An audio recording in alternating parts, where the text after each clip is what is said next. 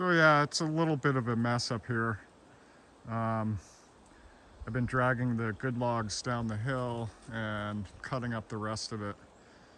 It's too bad I can't really do much with this hemlock that's got all this rot on the inside and all the other pine and stuff. You know, like I'm saving the poles because those are solid, and I'm gonna group those all together and everything. But the rest of it, you know, like this big little dead tree right here, or I should say tall. There's a lot of stuff like this up here, and the trees, there weren't that many dead trees laying on the ground.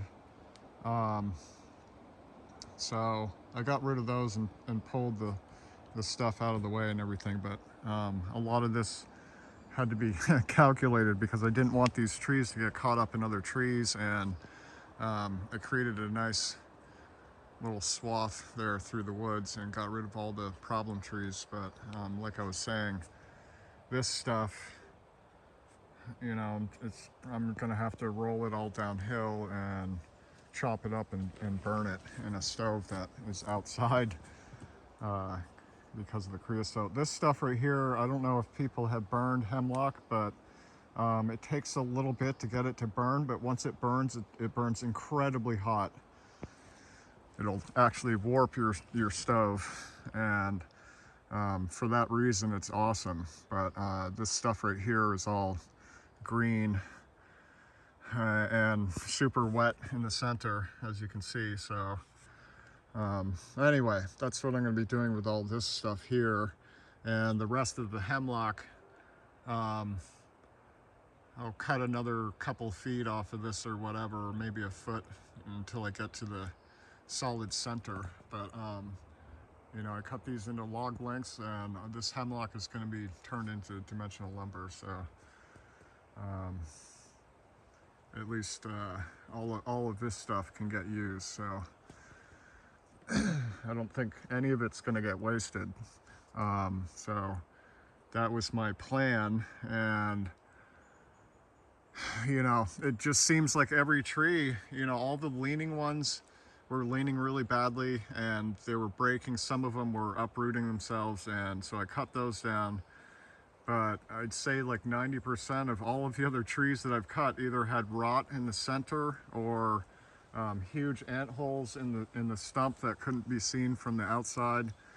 And I've found about 5 different types of ants up here, from carpenter ants to these tiny little red and black ants that are really tiny, and then these really tiny black ants, and there's a couple of them that sting, and which kind of sucks because you can't really feel them crawling on you, and you know, before you know it, you might have 20 of them on your leg, and once they sting, you definitely know it. So I had one on my neck apparently yesterday, and it stung me. So yeah, a lot of ants, and especially the ash trees that I've been cutting and stuff. The ants have gone to town on the bark. They don't do anything to the wood, but they made holes all through the bark, and so that was interesting. As I was splitting this stuff up, I didn't see any ants until I started splitting it.